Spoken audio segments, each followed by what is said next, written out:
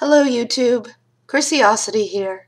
This is actually a difficult one for me to make, it turns out. I've come to some decisions about how I'm going to be operating my channel and my social media presence in the future, and I just wanted to let you all know what those changes are going to be and why. A few days ago, I got dogpiled on YouTube and on Twitter at the same time, though for different reasons. Those dogpiles are technically ongoing, but have wound down, and content warning, I'm going to be running screenshots while I talk about some of this stuff, so some are nasty, heads up. These are just comments that I happen to pick out of the many I got, and unless I specifically refer to them, they're just background and not necessarily related directly to what I'm talking about. I'm not trying to do a reverse Kraut here where it's like I'm talking about a specific person and then there's this terrible thing on the screen. They're separate unless I say otherwise, right? And I tried to be a little bit humorous or colorful in how I arranged them and mix them up a bit so they wouldn't be just an endless parade of awfulness. Let me start with YouTube. I put out my C-word video about a week or so ago, and in this video, for those who haven't watched it, I ask male feminists and male allies to not use the C-word, and I give my reasons for that. It's kind of funny because before putting this video out, I asked a few of the allies I know, Ted Harass, Demotivator Opinion, and Mike Rowlands, who are in the UK or who are in New Zealand, because I was nervous about it, and I was like, I want to have this conversation in the community, but I'm not looking to start drama. I'm not sure how to approach it, and they were like, just do it. Just put it out there. We'll watch it. Maybe we'll agree. Maybe not. But we want to know your opinion. So I did put it out, and it's been fine for the people I directed it to. But of course, some anti-feminist tuber picked up on it and did one of their boilerplate hatchet responses, so I've been dogpiled on that front. Wasn't the first time, won't be the last. Now the second one is a bit more complicated and happened on Twitter. So there was a VidCon going on last week. I didn't go, but a lot of YouTubers did, and there were memes and pics and drama floating around, and a lot of it was on Twitter. So, and I'll show this on the screen in all its glory. There was this pic put up with a bunch of YouTubers. Sargon in the front there between Dave Cullen and some black guy. That's his name. Chris Ray Gunn is the owner of that arm. In the back is Shoe on Head, Armored Skeptic, Bunty standing up, MundaneMatt, that's Vernaculus, and then on the end is some guy, I have no fucking clue, don't care. So, the caption reads, above, final thought on VidCon 2017 is this. We are in the process of being the change we wish to see in the world, and it is spreading. Now, Rational Disconnect there. Good channel. I'll link it, so please go check him out.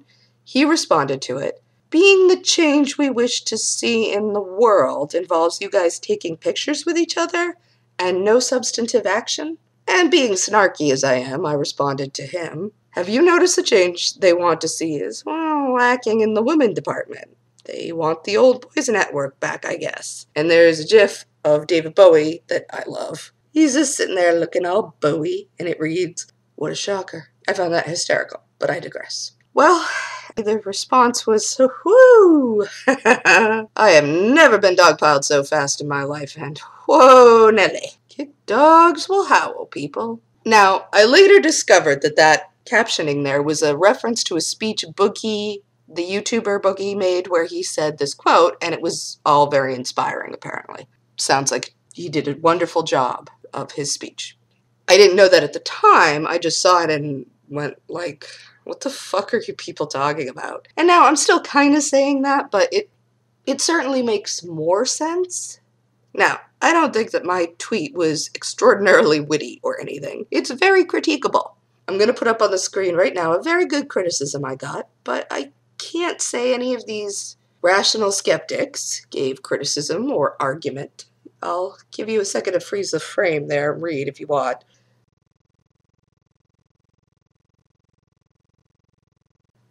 And back to the main topic. So they were pissed. And to summarize, it was pretty much, you're stupid, we're not sexist, shut the fuck up, stop talking, there's no problem here, we love women, shut up, stop talking, you know. And it was like, boom, right? There's hundreds of notifications in my face right off the top. Now, anyone who knows me knows that when people try to push me down or shut me up, it sort of backfires. I don't take well to it. So I was up and scrapping with them, and they didn't like that either. But let's talk about a couple of things that got thrown out at me before I go on to future plans. So I told them, in the event that they couldn't figure it out, that I was being bombarded. And I got June's Law tweeted to me. June's Law, which is when someone's losing the argument, their next tweet will be my notifications. June's Law is amazing to me. I mean, wow. In the history of obtuse people, this is right up there with Let Them Eat Cake. Oh, God. So let me explain something.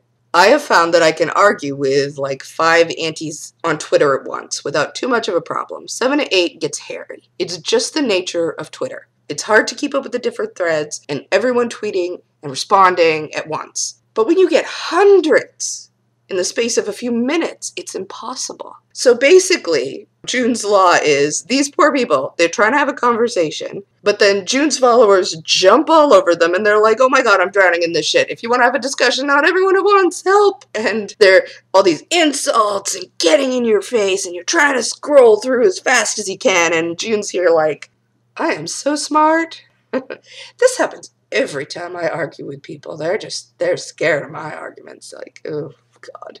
Yes, June, it's called the Dogpile. And I get that you're the harbinger, not the recipient, but come on. You realize that your fans, not just your fans, of course, the anti-feminist dogpiler harasser fans in general, are enforcing an echo chamber around you guys. Very, very few people are going to even try to get in. It's not worth it. But that's a topic we'll expand on later. Let's move on to Bunty. Bunty sent me 2 videos during this, and I think it's best to just play them without prior comment. They're both very brief. Hi! Guys, what's going on? What's going on? Listen, I know that there's been this confusion right now. You saw this picture full of these ominous dudes. Fucking scary dudes. Standing over, you know, a bunch of pancakes possibly. I think, was there food on the table yet? I have no clue. You wanna know why I have no clues? Because it was taken on the first day of fucking VidCon. I was taken for a meme. The suspected white supremacist breakfast meeting. If you look through my timeline, you'll see that I was the one that originally posted, then MundaneMatt went ahead and reposted it with his own message. And that's okay, he probably really liked the photo. And now everyone else is reading into it, they're thinking, oh my God, there's no women! Really? Really? Is this the world that you live in, where this photo is entirely representative of that vision that we have? And I clearly said it. I said I wouldn't have given a shit if there was all women in the photo, including myself. That makes no sense. That makes no sense. But I wouldn't have given a shit if there was all women and me. It doesn't matter. It doesn't matter. It was just a fucking photo that was taken at an IHOP. Why are you reading into it? Please. You're killing me. You're killing me.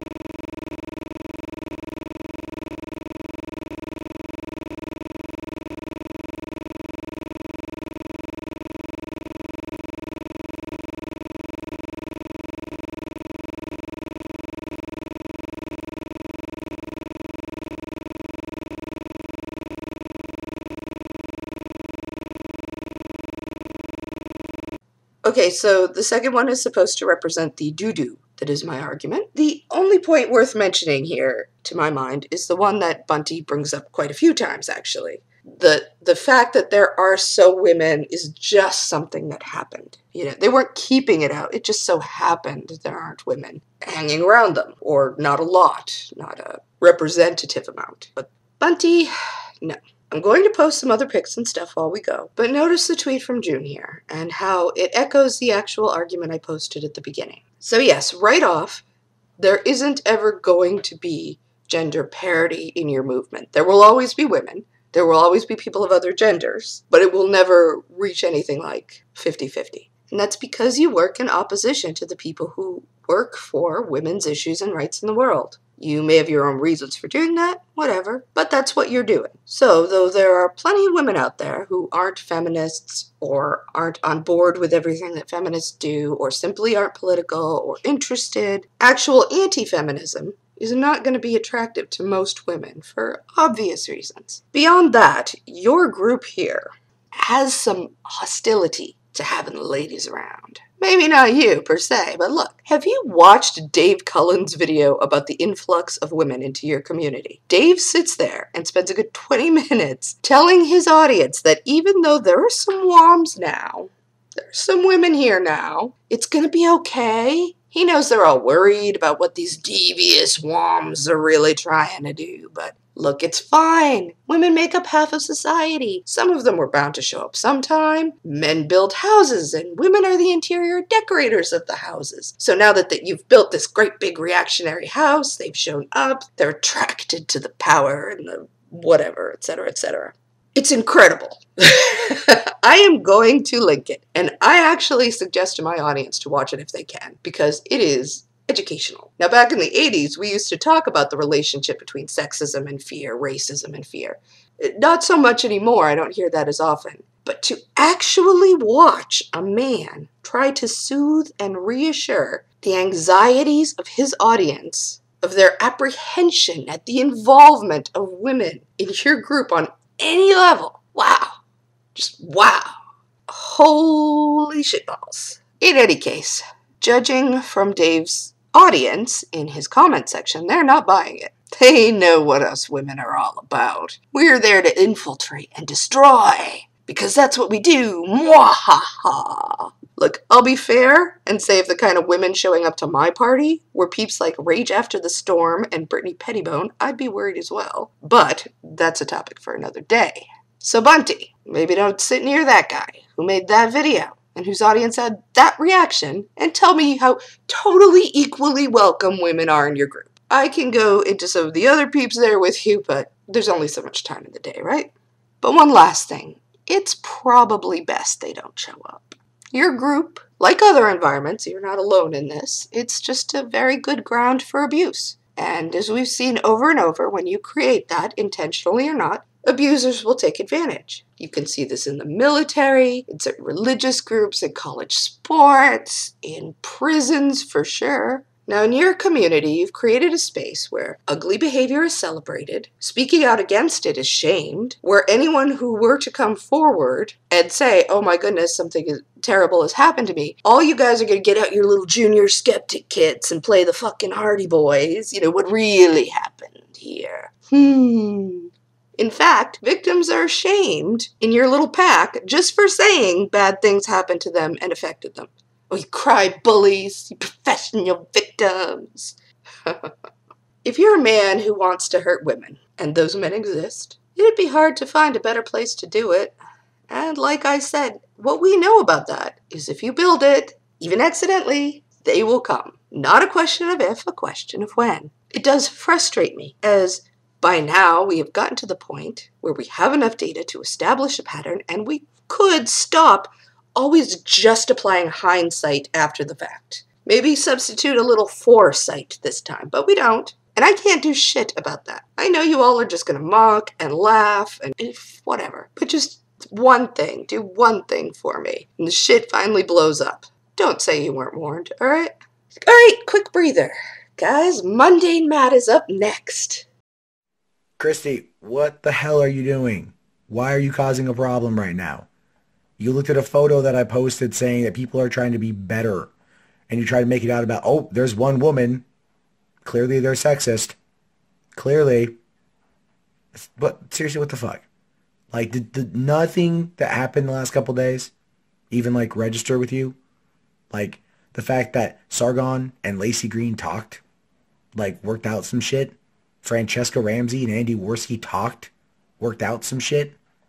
I mean, like, there was people out there at this convention that you clearly didn't go to and have utterly no idea what the fuck even happened, that are trying to work out their problems. And as a person who was there for the 5 days, who felt that it was very much a productive and progressive event for many reasons, wanted to showcase that by saying that we, the people who are there, are trying to be better, trying to be the change we want to see in the world, which is oftentimes a quote that is attributed to Gandhi, even though his words are slightly different and it's been kind of homogenized since then. But the point is, people are trying to be good. So why you got to be out there, like, trying to troll on Twitter? And then, you know, getting all mean or getting all buttered about, like, mentions. Why don't you look around? See what's happening. See how the world is changing around you. People are tired of fighting. They're tired of the bullshit. They want to have a conversation. And here's the thing. I'm just going to lay it out for you. You better get on board or you're going to get left behind. That's not a threat. That's a fact. Your entire clique are full of some of the most, like, seriously sexist, idiotic people on fucking YouTube and Twitter. And you're fine with your heads up each other's asses like a retarded human centipede. You're fine with that. But everyone else is moving forward. And I'm going to laugh my ass off when it gets to the day that you jump on board this train that we started long ago. And you're going to sit there and be like, oh, you guys, what's going on? And everyone's going to be like, hey, what's up? About time, goddammit. Read the room. Understand what's happening. Fucking stop being an idiot.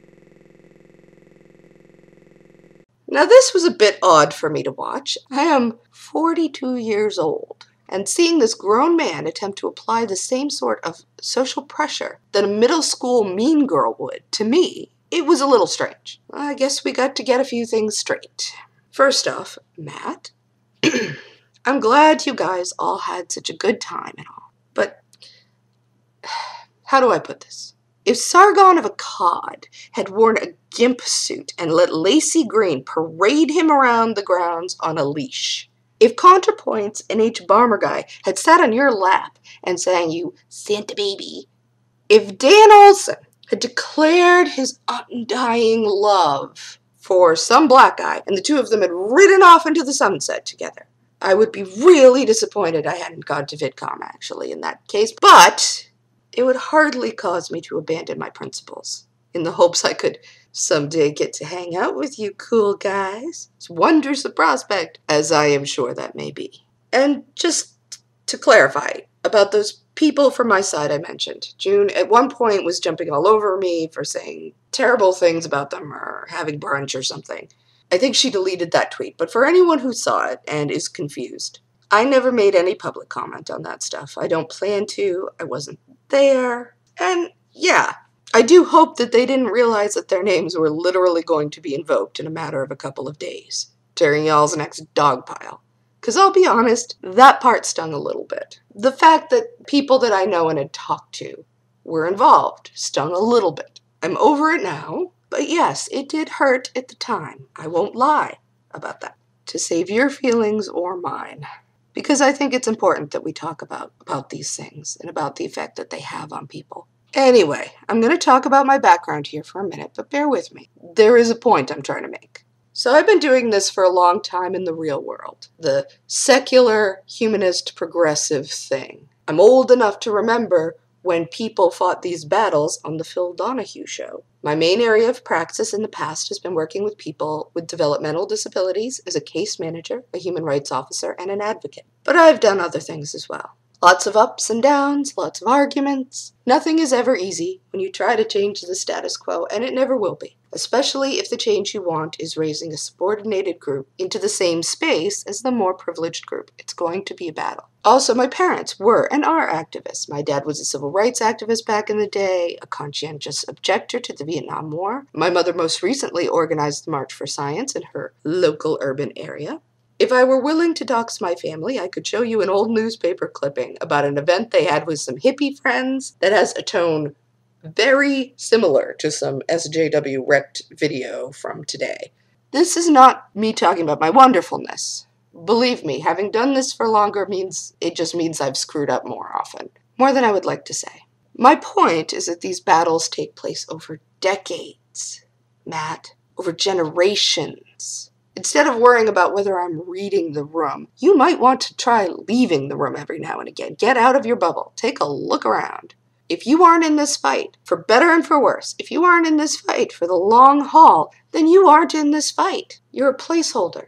So, that is all that then. I was going to include Armored Skeptic, but he's already gotten a lot of criticism to chew on this week. Anyway, going back to the original idea, the change you want to see in the world thing that started this. While I am glad they were all inspired, I'd certainly like it if things got a little better. But so far, I have to question what will come of it, if anything. Several of them seem not to get that this whole being the change thing involves changing oneself, not going around and telling other people what to do. It's like going on a diet where you just wander around telling random people what they should and should not be eating, but you don't do anything. And to be fair, some of them do understand that certain kinds of changes need to be made, but seem very unclear about what those changes are going to be and how they're going to go about implementing them. And so it comes off to use the diet thing as a person who declares they're going to lose weight. And when you ask, oh, that's good, what's your plan?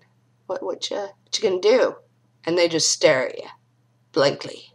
This will not work in any long-term way. Change is hard and takes solid commitment to a plan of action, and even then, it's difficult. Also, I have to say that if you're expecting people to applaud you for every little baby step in the right direction, I mean, I just don't see that working out either. The only time I, for one, lavish praise for baby steps is when the people making them are babies.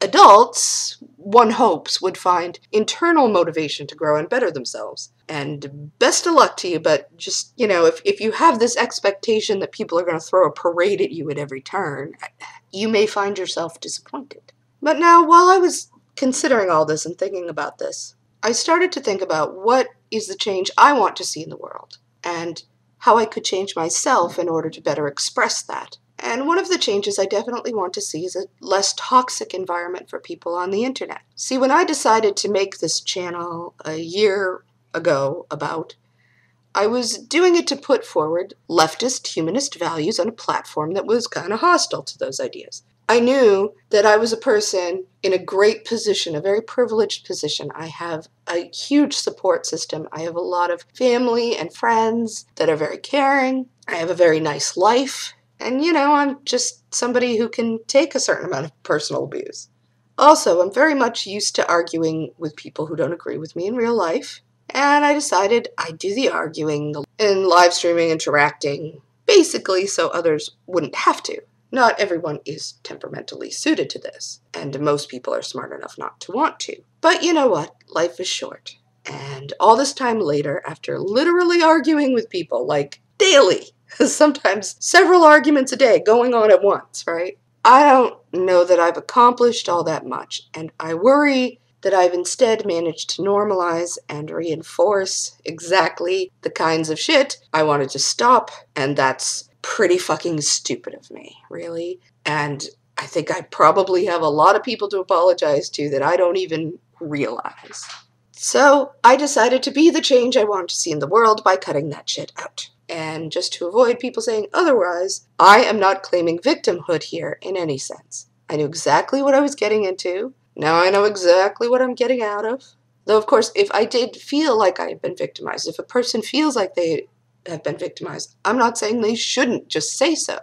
You should be open about this stuff. You shouldn't feel ashamed to say that you've been hurt by someone. That's ridiculous. I will still criticize anti-feminists, but inasmuch as they are abusive, as they condone dogpiling, either by openly doing so or turning a blind eye to their followers doing it, if they lie about people and bully them, then I have no intention of direct interactions with them.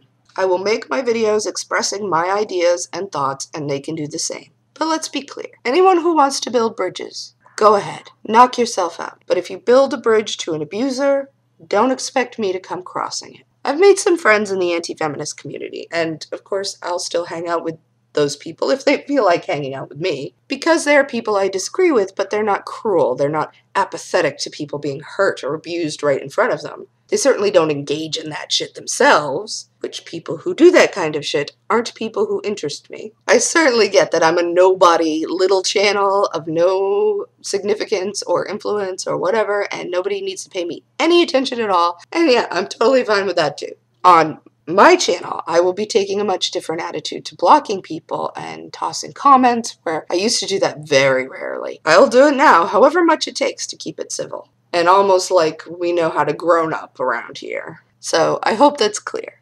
Now let me talk specifically to my subscribers. I want to let you know, in case in any way my actions have made my stance unclear to people, that no one has the right to abuse you, verbally, physically, psychologically, or in any other way, and you have every right in the world to stand up for your own dignity and that of others. And you don't owe anybody a fucking explanation about it either. You have the right to be treated with basic respect, and anyone who tells you different is lying to you. Abusers like to turn things around, and they'll say things like, well, you did this, or you did that, so that's what you get.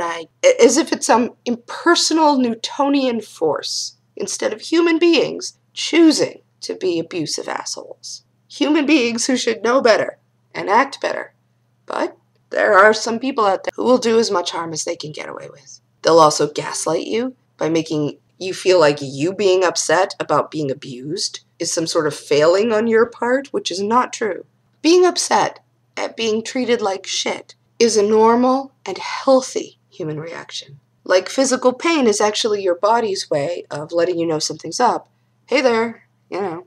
Emotional pain is your mind's way of letting you know there's an issue, there's something that needs attention. Abusers will tell you the opposite of this sort of thing. But this is because they have to. How else are they going to get you to accept any of their shit ever? Nobody would do that. So they have to turn it around on you and tell you. In this context, on the internet, they'll accuse you of being in an echo chamber, or being weak, or being someone who's hurt by just little words, right as they're throwing the worst words they can think of in order to hurt you. And even though they don't know fuck all about you, and they have no evidence of any of that shit, this is a manipulation to get you to sit there and put up with crap no one should ever have to put up with. Makes you want to say, no, progressives aren't like this, I can show you. And then they got you. They lie. Let them try feministing on the interwebs a while and we'll see who's weak. Right? It's okay to be sensitive. It's okay to be gentle, kind, and compassionate. Those are good things. And anyone who treats them as weaknesses instead of strengths, don't listen. They lie. It's healthy to expect respect, just as it's healthy to give it. It's healthy to care about other people, and it's healthy to care about yourself. Anyone who tells you different, don't listen. They lie. So, this has been Chrisiosity, and for anyone who's gone through this long-ass video with me, I'm going to put a little something on the end as a thank you. I hope you enjoy it, and like, subscribe, etc. Bye! Thank you!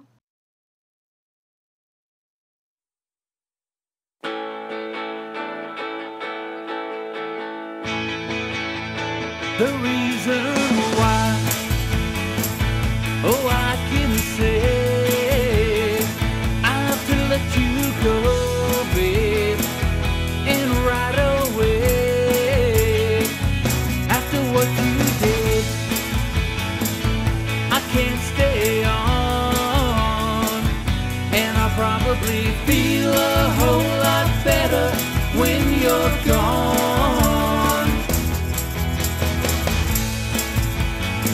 Baby, for a long time, you had me believe that your love was all mine, and that's the way it would be.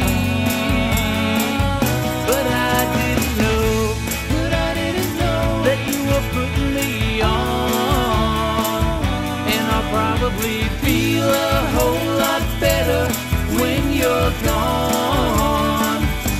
Oh, when you're gone.